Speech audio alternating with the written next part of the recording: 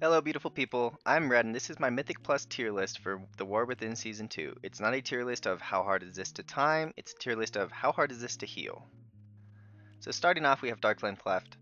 I think Dark Flame Cleft is very hard, it has pretty easy trash, but the bosses are quite difficult. So we're coming up, we have Enkindling Inferno, followed up by Dousing Breath.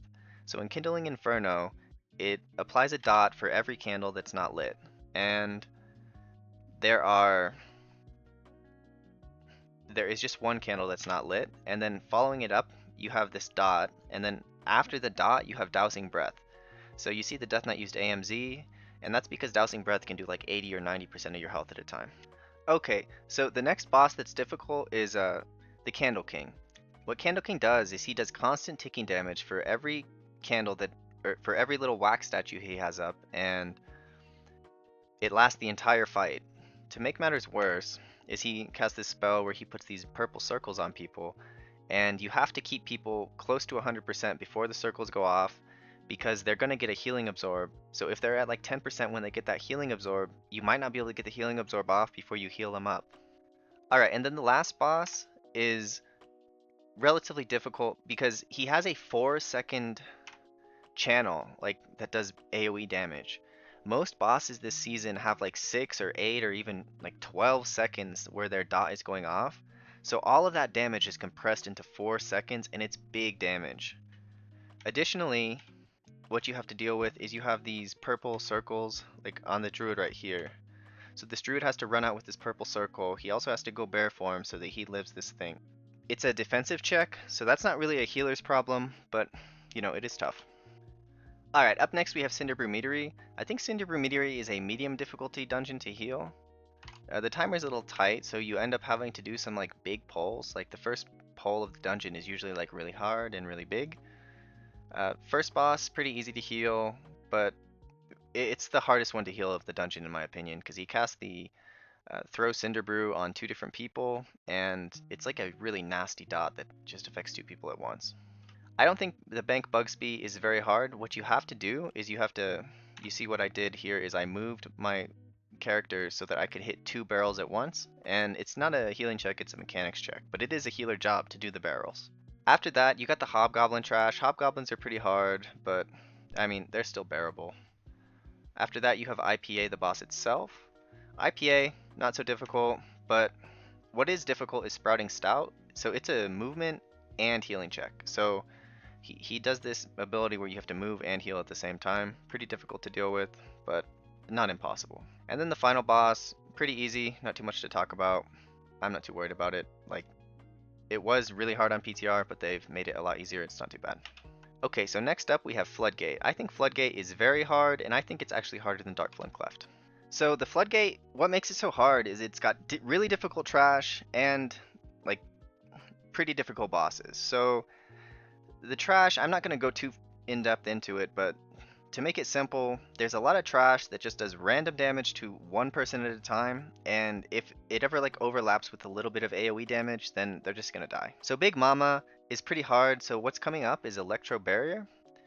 So kill a block barrier, and what happens is the boss gets a barrier and does constant ticking damage as long as that barrier exists, and that barrier only can be destroyed by killing the mobs. So you saw there, it was only up for about 5 seconds, and now the boss is casting Jumpstart. It can be anywhere from reasonable difficulty if the kill a block barrier is up for 5 to 10 seconds to near impossible difficulty if that debuff is up for 15 to 20 seconds. That means you're healing AoE for 15 to 20 seconds, and then she casts Jumpstart, and you have to heal for another 12 seconds, so you might have run out of cooldowns by that point. Up next, you got Demolition Duo. Not too big a deal. Just dispel people, and when you dispel them, be ready to give them an external.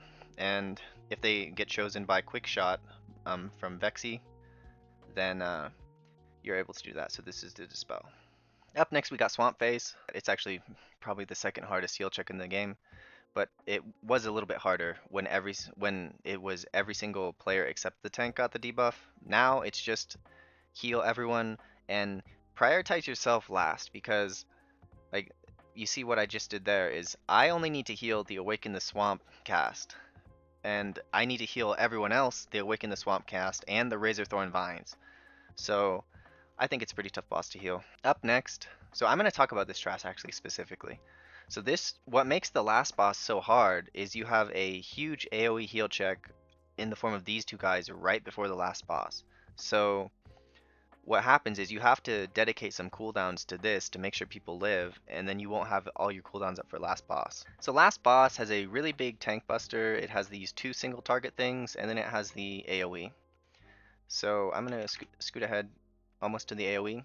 So this Giga Zap right here happens 2 seconds before like it concludes like 2 seconds before the AoE. So my recommendation as a healer is you want to try to like save a cooldown, and if you're going to use a cooldown for the AoE and it's a long cooldown, use it for the Giga Zap. So you have it up during the Giga Zap, and then you'll also have it up during the AoE. Alright, up next we have the Motherload. So the Motherload I think is the easiest dungeon in the game to heal. So in terms of trash, the first trash area is probably the hardest area of the dungeon to heal. But what you can do to try to make it a little easier on yourself is you can try to interrupt the Fan of Knives. If you have an AoE CC, you want to try to save that AoE CC for when the Fan of Knives goes out, and because you know your DPS might have used them at the other time. The only two hard bosses are Azarok and the final boss. So Azarok just does constant ticking damage, and you kind of just need to stagger your cooldowns throughout the fight to cover that. Riza Rux Flame is very easy to heal, but what happens is you have to heal the tank. So right here she's doing Gushing Catalyst, and the tank takes big damage during Gushing Catalyst, so that's what you really need to keep in mind there. And then the last boss, when the last boss reaches 50% health, he casts an ability where he goes up in the air and he summons his friends. And so his friends are going to be casting Buster Shot on you and your friends, right? So, and also he has this Drill Smash ability, so he goes and does a big AoE damage to the group at the same time as Buster Shots are going out. Okay, so up next we have Theater of Pain. I think Theater of Pain is a little bit easier than Cinder Brew in terms of healing, but not that much. Like, the difficulty of Theater of Pain is can you meet the damage check? So try to do a lot of damage in Theater of Pain. I don't really want to talk about all the trash in Theater of Pain. I really just want to talk about the last boss. So the last boss, at 40 seconds into the fight, roughly, she casts Grasping Rift and Manifest Death. And this overlap pulls you in, so you have to kind of move a little bit, and you have a precision requirement. You want to try to make like a flower with your team so that all these mobs are close together and you can group them in easier. And it also does a big AoE damage to you. And then below 50%, she gets a buff called Echoes of Carnage, I think. And so that's just constant ticking damage. So the fight goes from, you know, medium difficulty to pretty hard difficulty after 50%.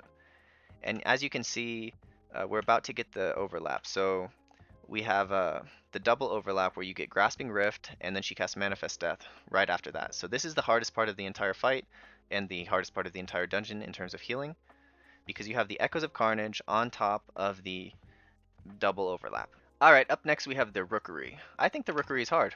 Most of the challenge of the Rookery is in the first boss trash.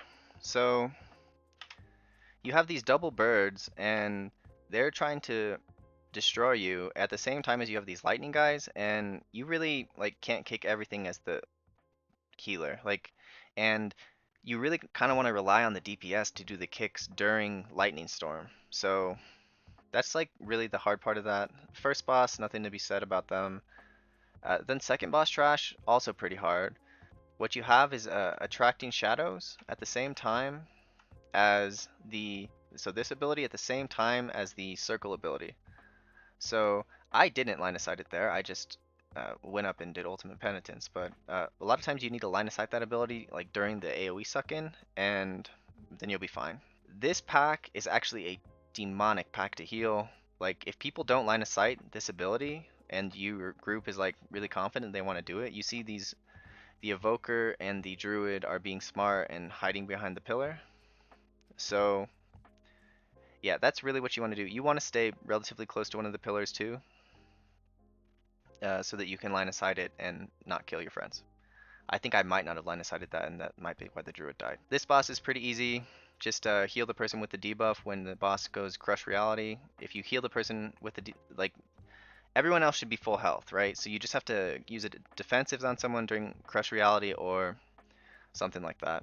Last boss trash has two mobs that are pretty difficult, so The one mob does a Festering Wound, and the other mob does this like spell where you have to move out of these purple circles at the same time as he's doing AoE damage. That's a pretty common mechanic this season. And then last boss is hard because like it's really the only hard boss in the dungeon.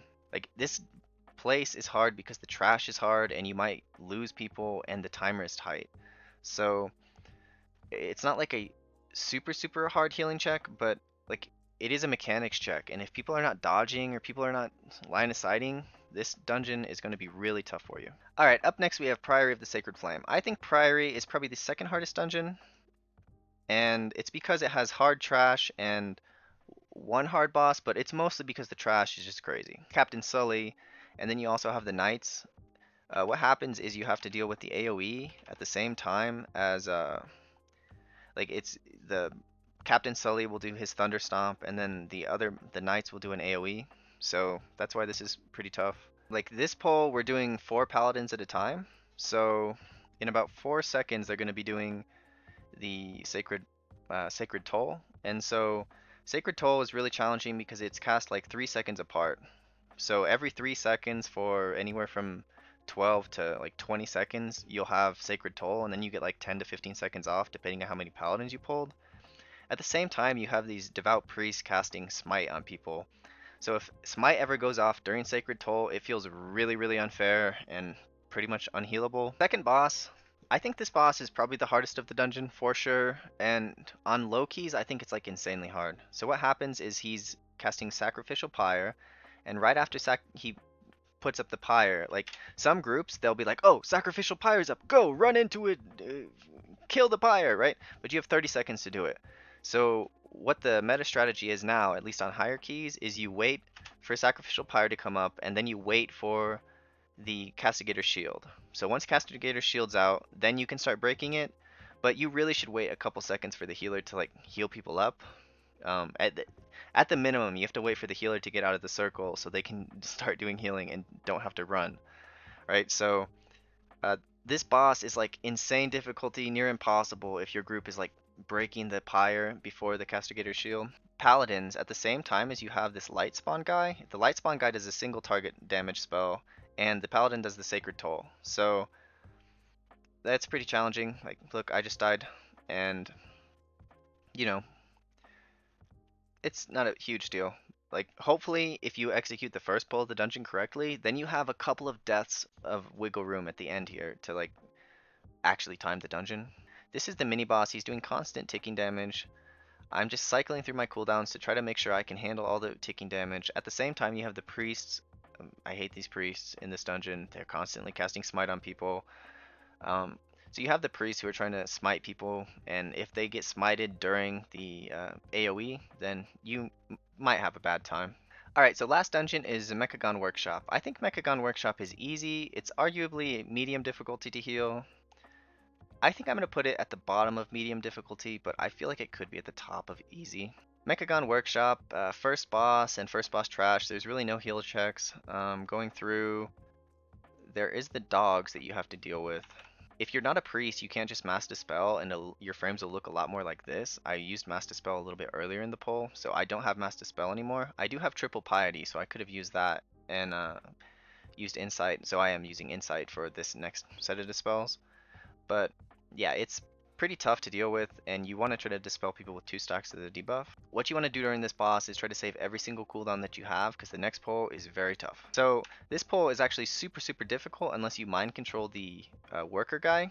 I have the worker guy mind controlled, and as you can see, people are like basically staying at full health, and none of that ticking damage is hitting them. See right there, we had to get out of the dome, and as a priest, so I just recast Dominate Mind. And I've got him under mind control, so he's like giving us a shield for this thing. So you want to try to keep the guy up, but if you're not a priest, this is a very high heal check. Like it's like a 5 million HPS heal check for the first like 15 or 20 seconds. Even on like a 15, like you can be at 5 million HPS during this pull. So that's why I put it this pull alone. If this pull didn't exist, or if you're playing a priest, then Workshop is easy. But if this pull does exist and you're not playing a priest, I think it's one of the harder pulls in the game. Nothing really to talk about in terms of last boss trash.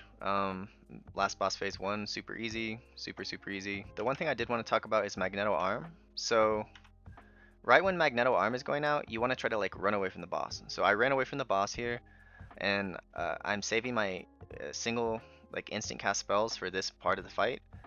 And yeah, is like as long as you are not like don't get caught, or if the boss like doesn't throw the magnet right on you, then it should be pretty easy to heal. But yeah, just name of the game is when he sends the magnet out, run away and you should be fine. Okay, so that is my Mythic Plus tier list for the War Within Season 2. If you disagree, please let me know. Some people might say, no, Workshop is hard and it shouldn't be as medium. I'm like, nah, well, Workshop is easier medium. So let me know. I'd really like to find out what the community thinks about this.